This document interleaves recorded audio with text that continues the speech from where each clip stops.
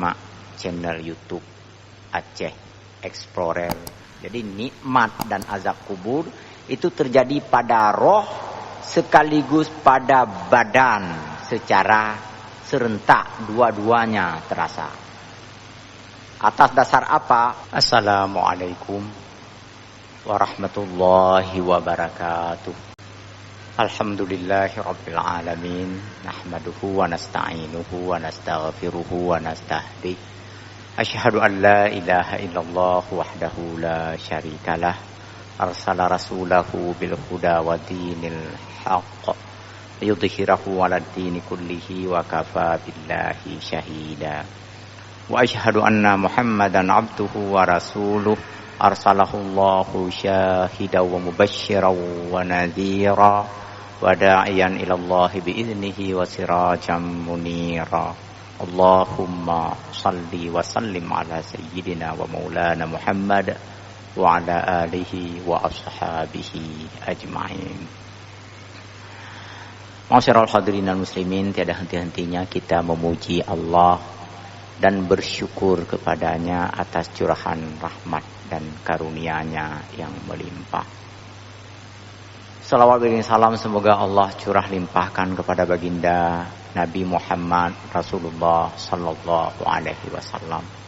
Semoga cinta, rahmat dan kasih sayang Allah juga tercurah melimpah kepada seluruh sahabat, kerabat, anggota keluarga, zuriat serta keturunan beliau. Juga kepada para tabi'in, para aulia, para syuhada, para ulama mutaqaddimin dan mutaakhirin, dan juga untuk semua pengikutnya termasuk kita di dalamnya serta orang-orang beriman hingga akhir zaman. Seandainya ada di antara kita yang sedang menghadapi masalah, semoga Allah tunjukkan jalan keluar yang terbaik. Apabila ada yang sedang kurang sehat, semoga Allah berikan anugerah kesehatan dan kesembuhan kepadanya.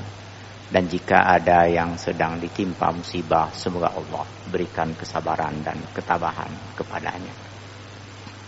Seraya mengharapkan rahmat ridha dan hidayah Allah, kita mulai pengajian pada malam hari yang berbahagia ini dengan sama-sama membaca basmalah. Bismillahirrahmanirrahim. Bapak-bapak, ibu-ibu, hadirin dan hadirat yang dirahmati Allah, penyimak channel YouTube Masjid Raya Baitur Rahman, pendengar radio Baitur Rahman, Radio Republik Indonesia, Serambi FM, juga penyimak channel YouTube Aceh Explorer, Firdaus, dan berbagai channel lainnya yang saya hormati, yang saya muliakan. Malam ini kita bahas masih sekali lagi tentang alam barzakh, alam kubur, yang semua kita akan menuju ke sana dalam subtopik wuqu'u na'imil qabri wa adzabihi. Wuqu'u na'imil qabri wa adzabihi 'alar ruhi wal jasadi ma'an. Terjadinya nikmat dan azab kubur itu terhadap fisik sekaligus jiwa manusia. Judulnya begitu. Beberapa waktu lalu ketika mulai kita membahas tentang alam barzakh, hampir serentak beberapa jamaah atau pemirsa dan penyimak dari rumah mengirimkan video kepada saya, rekaman seseorang berceramah yang di dalam ceramahnya berisikan tentang nikmat dan azab kubur itu. Nah, yang pertama katanya nggak ada ayat Al-Quran, kata orang yang dalam video itu. Tapi bukan menjadi dan tidak menjadi pendirian orang yang mengirimkan video itu. Maksudnya begini, yang mengirimkan video itu kepada saya mengaku tak sepakat dan tak sepaham dengan isi video itu. Tetapi mengaku bahwa ia nggak punya ilmu untuk membantahnya.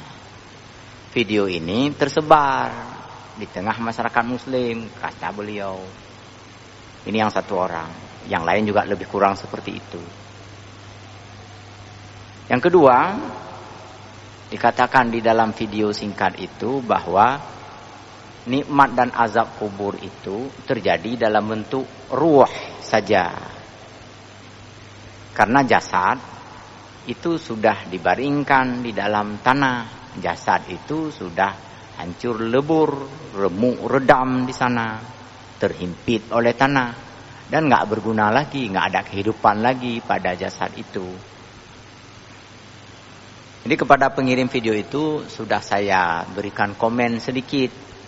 Saya bilang komen panjang, tunggu waktunya, wait and see, saya bilang gitu kan.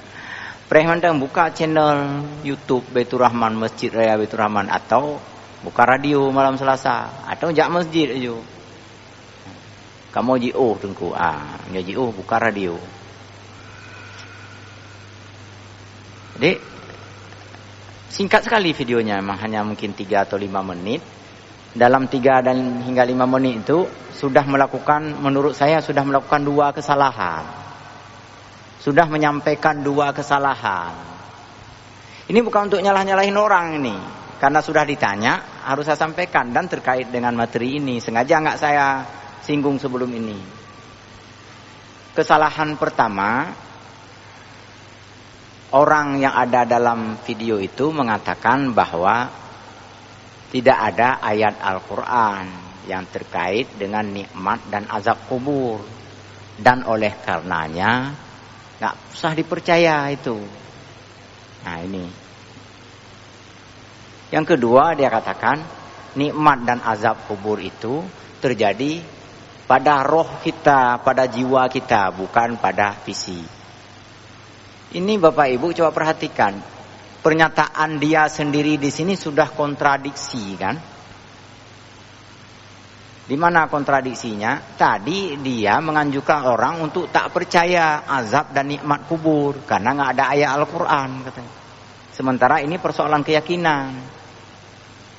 Persoalan keyakinan menurut dia mesti didasarkan pada dalil yang kuat, dalil yang mutawatir. Dalil yang mutawatir itu ya ayat Al-Quran katanya, mutawatir urutnya. Karena ini tidak ada ayat Al-Quran, maka nggak usah percaya. Nah, ini pernyataan dia ini. Nah, Bapak Ibu yang bawa HP nggak usah cari dulu video itu, nanti kalau perlu saya kasih. Tapi saya kasih bukan untuk menyimak dan membenarkannya, untuk mengetahui sisi salahnya si pemidato itu, bilang penceramah boleh ya, penceramah itu. Kontradiksi pertama, pernyataan pertama dia katakan, karena di dalam Al-Quran tidak ada nikmat dan azab kubur, maka nggak usah dipercaya. Pernyataan kedua, dia katakan bahwa azab kubur itu terjadi pada jiwa saja, tidak pada tubuh manusia. Tadi udah dia bilang jangan percaya karena nggak ada ayat Al-Quran. Sekarang udah dia bilang terjadi pada jiwa, kan? Yang kan sakit ule orang ngomong kayak gitu kan? Tapi saya nggak mau bilang kepada pengirim video itu kepada saya, nikat neme juga di jalan kakap, enggak. Ini terlalu kecil persoalannya. Tibet ni ikat go jundun fikir sakit jiwa. Logikanya salah, sumber belajarnya, sumber pengetahuannya keliru. Nggak ada ayat Al-Quran dalam kepalanya, ya mungkin nggak ada, karena dia mungkin nggak hafal Quran kan. Apakah semua ayat Al-Quran yang 6.236 ayat itu sudah dia hafal dan dia tahu maksudnya? Adakah di antaranya berkenaan dengan nikmat dan azab kubur? Seandainya dia betul-betul hafal dan paham artinya, dia nggak mungkin mengatakan ini. Nggak mungkin dia mengatakan bahwa nikmat dan azab kubur itu tidak ada karena tidak ada ayat Al-Quran. Kenapa? Karena kita sudah lihat pada pertemuan-pertemuan sebelum ini. Pekan lalu kita sudah bahas. Ada surah Ibrahim ayat 27, ada surah Ghafir ayat 45-46.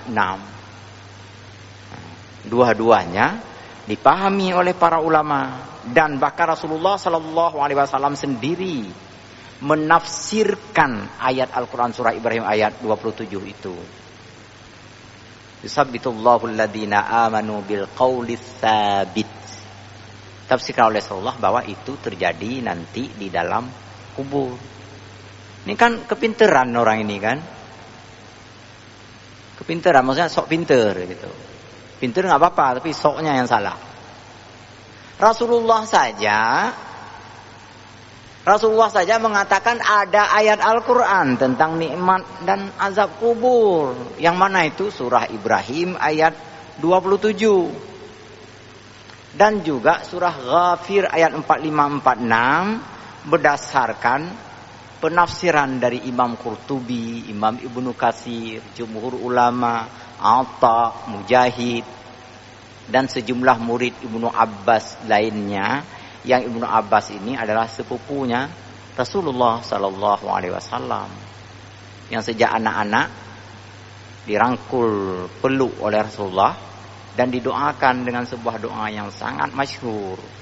Apa doanya? Allahumma faqihhu fid din wa 'allimhu ta'wil. Ya Allah, berikan kedalaman pengetahuan agama kepada anak ini dan berikan kemampuannya untuk menafsirkan Al-Quran. Rasulullah yang mendoakan untuk Ibnu Abbas, dan Allah mengabulkan doa Habibnya, doa kekasihnya, doa manusia yang paling dicintai dan dikasihinya itu. Jadilah Ibnu Abbas itu sebagai mufassirul awwal, mufassir pertama dari kalangan manusia biasa selain Rasulullah sallallahu alaihi wasallam. Dia mengatakan bahwa tidak ada ayat Al-Quran tentang nikmat dan azab kubur. Boleh dia bilang nggak ada dalam hatinya, nggak ada dalam pikirannya, nggak ada dalam ingatannya, nggak ada dalam pengetahuan dia. Bukan nggak ada dalam Al-Quran, dalam Al-Quran ada. Karena ayat Al-Quran itu banyak dan dia nggak tahu semua. Mungkin kalau dia hafal sejumlah ayat atau paham sejumlah, berarti ada yang tak dia hafal atau tak dia paham. Yang mana surah Ibrahim ayat 27 dan surah Ghafir ayat 45 dan 46.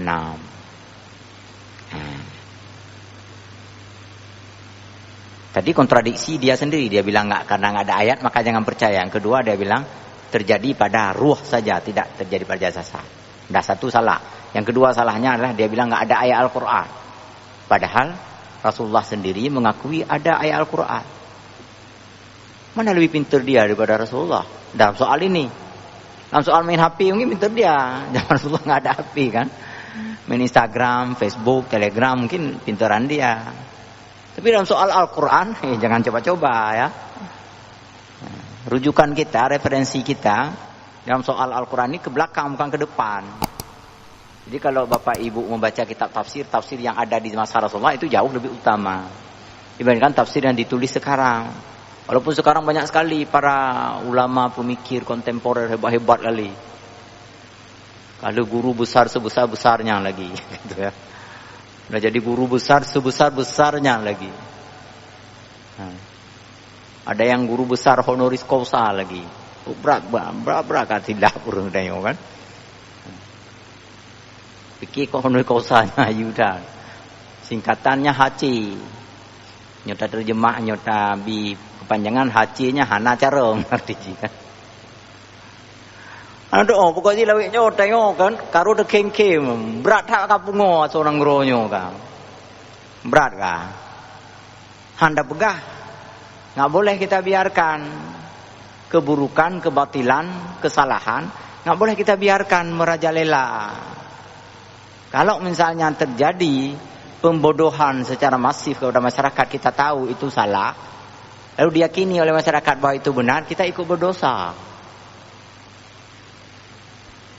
Di depan para akademisi saya ngomong tuh. Dulu ada doktor honoris causa. Logis kan? Doktor Haji Hana Carong. Sekarang profesor ada honoris causa. Dari mana logikanya itu? Profesor itu bukan gelar, profesor itu adalah jabatan.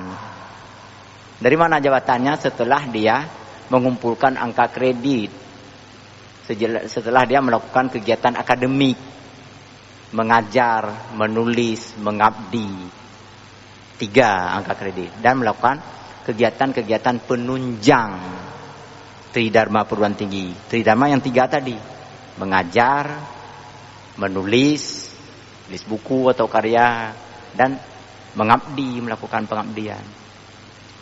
Tambah dengan penunjang yang 3 ini. Kalau sudah sampai 1000 jadilah profesor. Ini nggak ada apa-apa, ngajar nggak pernah, nulis juga tidak, tiba-tiba jadi profesor, maka kabrat. Ya. Jadi kembali ke sini, yang ngomong ini juga begitu. Mungkin karena dia merasa dirinya jadi profesor Haji atau doktor Haji juga. Dia bilang lah, nggak ada ayat Al-Quran. Saya sudah buka semua Al-Quran dari awal hingga akhir, nggak ada ayat yang berkenaan dengan nikmat dan azab kubur. Yang buka Quran dari awal hingga akhir, anak-anak kita pun buka juga kan. Dan nggak tahu juga ada ayat tentang nikmat dan azab kubur, karena memang nggak paham, main buka-buka aja. Keledai aja, ini kasar dia. Itu Abu Nawas itu pernah mengajarkan keledai membaca. Pudu, punan jumpuang, ditaruhnya rumput di dalam lembaran-lembaran buku, lembaran-lembaran kitab. Lalu keledai buka dengan lidahnya, buka lembaran pertama, dapat satu jumpung, 1 rumput. Buka lagi lembaran kedua, dapat lagi. Buka lembaran ketiga, dapat lagi. Pada kali yang lain ditaruh pada lembaran ketiga, buka lembaran pertama nggak dapat, lembaran kedua nggak dapat, lembaran ketiga nggak dapat. Buka lagi keledainya, buka habis mendu. Sampai lembaran terakhir nggak dapat apa-apa. Nyampe nepiki bahwa keledai yang kaji baca bantah bau kitab kali buka. Jadi ada orang yang buka kitab terus menerus, tapi nggak tahu dia apa yang dia lihat di dalam kitab itu. Gitu dia. Masalul ladina hummilut taurata summa lam yahmiluha kama salil himari yahmilu asfara. Ini untuk tamsilan kepada orang-orang sebelum Islam sebenarnya dalam ayat Al-Quran. Ada orang yang kepada mereka diturunkan Alkitab, tetapi mereka nggak memahami dan nggak menerapkan isi Alkitab itu. Apa bedanya dengan keledai yang memikul Alkitab, kata Allah, untuk mencela sikap yang seperti itu. Ini gitu juga. Dia bilang, udah saya buka semua Al-Quran, nggak saya temukan satu pun ayat tentang nikmat dan azab kubur. Ya memangnya kamu pinter nyarinya, kan gitu kan. Baik, jadi kontradiksi dia.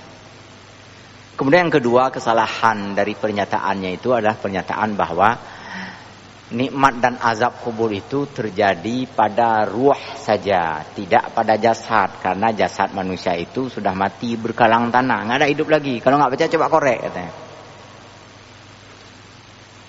Sekarang pun setelah Bapak Ibu mendengar ceramah saya, kata dia, itu benar begah balung tuh. Kata dia, setelah dengar ceramah saya ini, Bapak Ibu pulang pergi ke kuburan, ada saudara atau bukan saudara, ada kuburan itu korek. Tengok ada hidup apa enggak di dalam sana. Macam mana hidup? Orang hidup itu perlu oksigen, orang hidup itu perlu makanan, orang hidup itu perlu semua. Ini pernyataan lebih gila daripada pernyataan orang gila sebenarnya kan. Di mana gilanya pernyataan ini? Yang dibahas di dalam rukun iman ini, di dalam nikmat dan azab kubur, ini adalah perkara barzakh. Ini amrun barzakhiyun, urusan alam barzakh, bukan urusan alam dunia.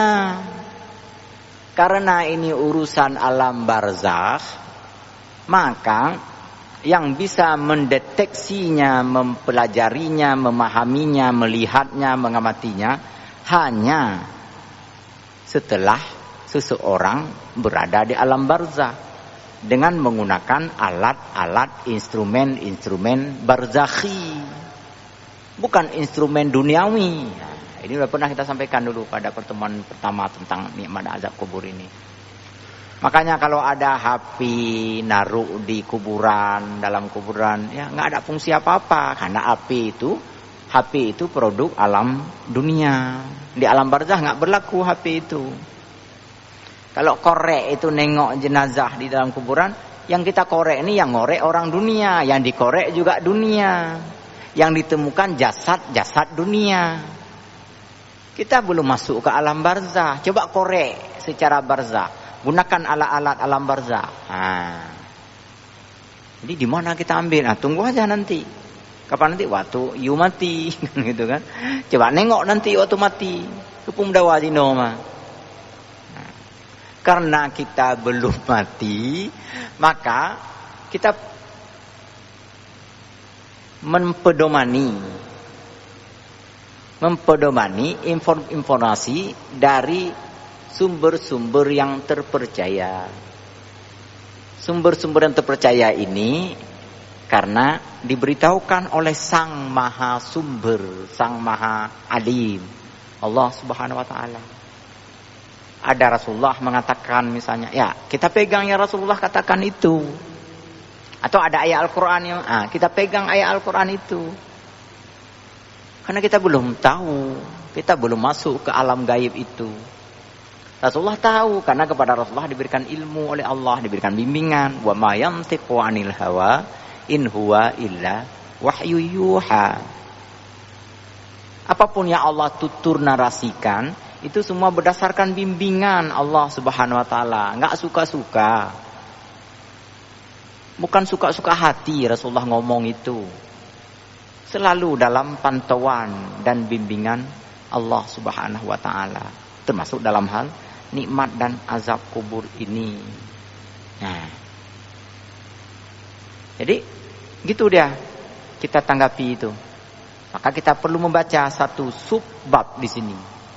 Wuqu'u na'imil qabri wa adzabihi 'ala ruhi wal jasadi ma'an. Azab dan nikmat kubur itu terjadi atas ruh sekaligus jasad manusia secara serentak. Kalau terjadi pada ruh saja, nggak terasa oleh jasad, itu nggak sakit dan nggak nikmat. Sebaliknya, kalau terjadi pada jasad saja tanpa ruh, juga nggak terasa. Contoh, Bapak Ibu, contoh. Kalau misalnya jiwa kita dicincang, jiwa kita ditusuk, sakit apa enggak? Ya, enggak sakit. Kapan terasa sakit? Ketika dia menusuk badan kita. Yang dalam badan ada jiwa, makanya sakit. Kalau badan kita saja ditusuk, ketika enggak ada jiwa, sakit apa? Enggak. Buktinya waktu kita dibius, dibedah, dibelah, dijahit, nggak terasa oleh kita. Kenapa? Jasad kita waktu itu terpisah dengan kesadaran kita, dengan jiwa kita. Jiwa kita dibikin nggak sadar, makanya nggak terasa sakit. Lalu untuk apa nikmat dan azab kubur jika hanya terjadi pada jiwa? Kan nggak ada terasa apa-apa kan? Nikmat dan azab ini adalah sebagai balasan Allah. Balasan dalam bentuk persenan dulu, dalam bentuk pembukaan. Ada balasan yang sempurna nanti setelah hari kiamat. Sekali lagi ini hanya pembukaan. Ini DP sebenarnya kan. Kalau mau beli tanah, beli rumah, beli mobil, ini DP namanya. Jadi hanya sekedar sedikit aja, mungkin hanya beberapa persen saja kenikmatan dan ketersiksaan di dalam nikmat dan azab kubur. yang besar, yang sempurna nanti adalah setelah hari akhirat. Baik, kita baca lanjutan dalam kitab ini. Naimul qabri wa adzabuhu yakunu lirruhi wal badani jami'an. Jadi nikmat dan azab kubur itu terjadi pada roh sekaligus pada badan secara serentak, dua-duanya terasa. Atas dasar apa? Faminal adillati ala dzalika hadisu Anas bin Malik alladzi akhrajahul Bukhari.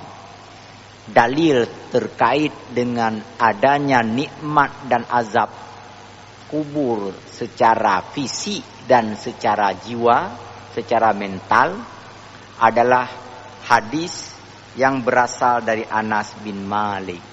Yang hadis ini diriwayatkan oleh Imam Al-Bukhari. Anas bin Malik melaporkan bahwasanya Rasulullah sallallahu alaihi wasallam bersabda, Innal abda idza wudi'a fi qabrihi wa tawalla anhu ashabuhu wa innahu la yasma'u qar'a ni'alihim. Ini potongan pertama dari hadis ini sudah pernah kita baca dulu di 2 atau 3 pekan sebelum ini. Sesungguhnya seorang hamba, kata Rasulullah, apabila diletakkan di dalam kubur, lalu kemudian pengantarnya sudah menyelesaikan tugas itu, lalu hendak berbalik ke kediaman masing-masing, sungguh hamba yang diletakkan di dalam kubur tadi itu benar-benar mendengarkan gesekan sandal yang dipakai oleh para pengantarnya yang hendak berbalik pulang itu. Saya sering mengingatkan bahwa ini maksudnya bukan menganjurkan kita untuk buka sandal. Baik nesuk silo main untuk gedengar je. Kakak jangan tepak awak. Biar enggak terdengar gitu. Bukan itu tujuan hadis ini. Tujuan hadis ini adalah menginformasikan betapa cepatnya orang yang mati itu dihidupkan kembali oleh Allah Subhanahu wa ta'ala. Begitu selesai dikuburkan, orang pulang langsung ia dihidupkan kembali oleh Allah. Dan bukti hidupnya, kata Rasulullah, adalah mendengar gesekan sandal yang digunakan oleh para pengantarnya yang hendak kembali ke kediaman masing-masing. Krek, krok, kertak, kertuk, musuh terdengar oleh orang yang ada di dalam kubur, dihidupkan kembali. Jadi istilah abdun saja ini kan perpaduan antara jasad dan ruh. Kalau ruh saja bukan abdun namanya. Kalau jasad saja mayat namanya kan. Kalau ruh saja tanpa jasa apa namanya? Enggak tahu, hantu mungkin. Ini abdun adalah hamba bahasa kitanya. Budak, hamba Allah. Disebut hamba adalah ketika terjadinya perpaduan antara ruh dan jasad. Jadi seorang hamba yang ada ruh dan jasadnya, gitulah. Sungguh mendengarkan gesekan sandal orang-orang yang pulang dari mengantar jenazahnya itu. Cepat sekali dihidupkan kembali oleh Allah. Atahu malakani fayuqaidanihi. Lalu datang 2 orang malaikat mendudukkan jenazah ini. Jenazah yang sudah dihidupkan oleh Allah. Mendudukkan orang ini. Setelah didudukkan fayaqulani, lalu keduanya bertanya kepada orang yang baru hidup setelah mati ini, ma kunta taqulu fi hadar rajul li Muhammadin sallallahu alaihi wasallam.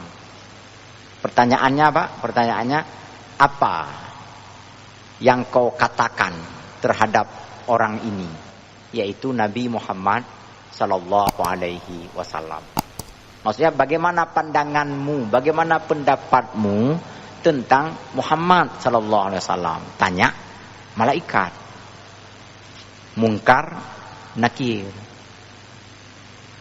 Fa'ammal mu'min, seandainya orang yang meninggal itu orang beriman, orang taat, maka dia akan menjawab, asyhadu annahu abdullahi wa rasuluh.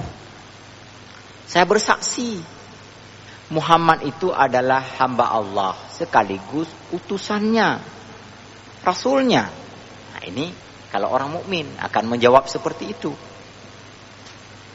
Fayuqalu lahu undur ila maq'adika minan nari qad abdalakallahu bihi maq'adam minal jannah.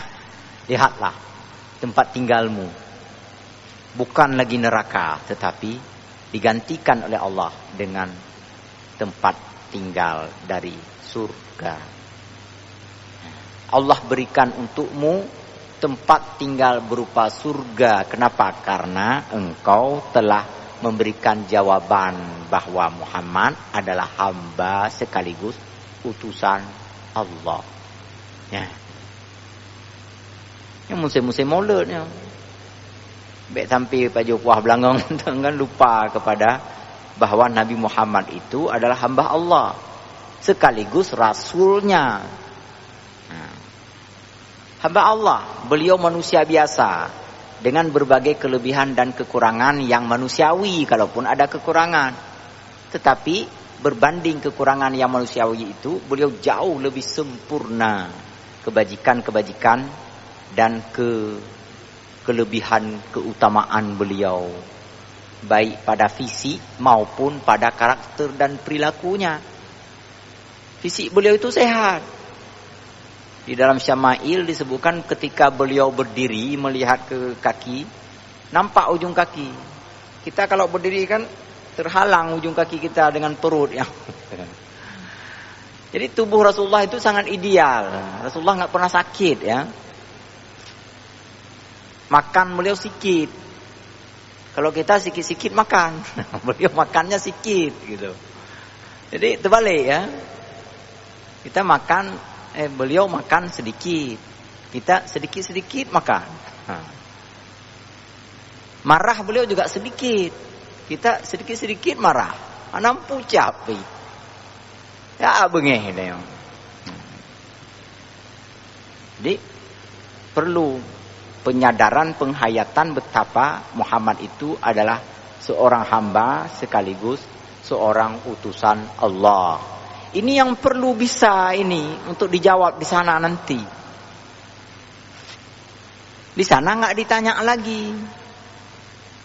Siapa juara balap mobil Formula E? Nggak ditanya itu. Siapa juara tinju kelas berat versi WBA? Nggak ada yang nanya yang begitu, Bapak Ibu berbahagia. Yang ditanya itu siapa Muhammad itu? Iman kita yang menjawab. Muhammad itu adalah hamba Allah serta utusannya. Karena jawabannya baik, karena jawabannya bagus, langsung lihatlah tempat tinggalmu nanti di dalam surga, kata dua malaikat ini kepada orang yang baru dihidupkan kembali setelah kematiannya, hidup di alam barzakh. Fayarahuma jami'an, keduanya memperlihatkan. Keduanya fayarahuma jami'an. Ya, keduanya melihat. Dia melihat keduanya. Apa? Orang yang sudah mati dan dihidupkan kembali di alam barzakh itu melihat mungkar dan nakir keduanya itu.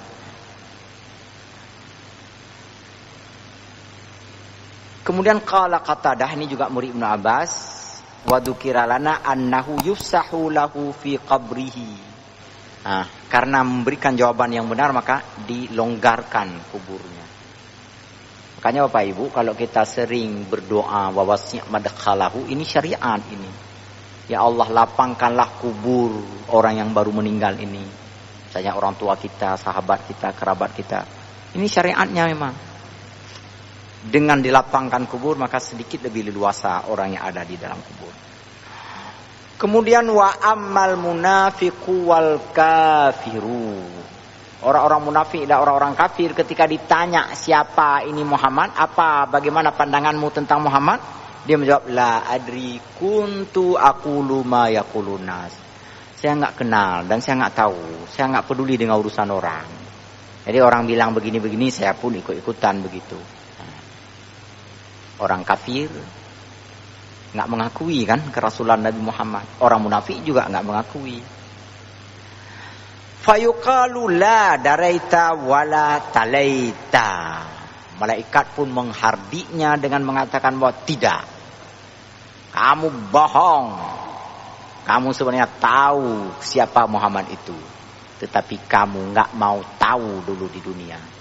Karena berbenturan dengan kepentingan-kepentinganmu sehingga kamu tidak mengikuti ajarannya. Kepentingan untuk makan riba, begitu diajarkan yang tak ribawi, marah dia kepada yang mengajarkannya. Nah. Kepentingannya untuk korupsi, begitu diajarkan supaya menjalankan pemerintahan misalnya tanpa korupsi, bersih dari korupsi, marah dia kepada yang mengajarkannya. Rasulullah mengajarkan i'tikad yang lurus, moral yang baik, aurat dijaga, dipelihara, tutur kata dijaga dengan baik dan santun. Berbenturan dengan kepentingannya, dia suka buka-buka aurat supaya dibayar oleh para cukong, oleh para, dia suka menghujat-hujat ulama, tangkap ulama yang melarang itu. Makanya orang-orang kaya di era baru-baru ini, Bapak Ibu yang berbahagia, bukan lagi pengusaha-pengusaha tangguh, tetapi yang paling pandai menjilat kepada para oligarki, para cukong, para penguasa zalim. Sekali menjilat langsung jadi menteri sekarang ini ya Pak Ibu. Coba, kan udah saya buka nih kartunya rahasia. Tapi jangan lakukan itu. Bahwa kita mengikuti Rasulullah ketika ditanya nanti siapa Muhammad itu, kemunafikan kita yang menghalangi kita untuk menjawab bahwa Muhammad itu adalah utusan Allah, bahwa hamba sekaligus rasulnya. Nggak mampu kita jawab. Kenapa? Karena lidah sudah terlanjur kita gunakan untuk menjilat selama di dunia ini. Maka wa yudrabu bimatariqa min hadidin darbatan. Ketika jawabannya keliru, dipukullah dengan cambuk besi, Bapak Ibu. Satu kali salah, satu kali pukulan, cium, jam, kena pukul. Menjerit dia itu. Fayasihu sayhatan yasmauha mayyalihi ghairas sakalain. Lalu ia pun menjerit karena sakit sekali cambukan itu. Dan ketika ia menjerit, terdengar oleh sekelilingnya, kecuali manusia dan jin yang tak bisa mendengarnya. Dalam riwayat lain ditanya kenapa manusia dan jin tidak bisa mendengar suara rintihan dan pekikan orang yang disiksa di dalam kubur. Rasulullah menjawab, seandainya ada satu orang manusia sempat mendengar suara pekikan dan jeritan itu, maka sungguh dia tak akan pernah mengangkat keningnya dari sujud. Karena begitu beratnya rupanya azab kubur dan begitu ingin siap untuk menghadapi alam barzakh nanti dengan bersujud terus-menerus. Tak ada uang yang disimpan oleh seseorang, melainkan semua mau dinafkahkan, semua mau diinfakkan, semua mau disedekahkan. Tak ada orang yang berpangku tangan kecuali harus terus bersinergi, berjihad untuk menegakkan kebenaran. Maka Allah rahasiakan ini untuk tak didengar, untuk menguji keimanan kita. Maukah kita berinfak sekalipun kita tak mendengar jeritan orang dalam kubur? Maukah kita bersujud sekalipun kita tak pernah mendengar pekikan, ringkihan orang yang sedang disiksa di dalam kubur? Demikian kajian malam ini, lebih dan kurang saya mohon maaf kepada Allah, sama-sama kita mohon ampun. Subhanakallahumma bihamdika asyhadu an la ilaha illa anta astaghfiruka wa atubu ilaik. Wassalamualaikum warahmatullahi wabarakatuh.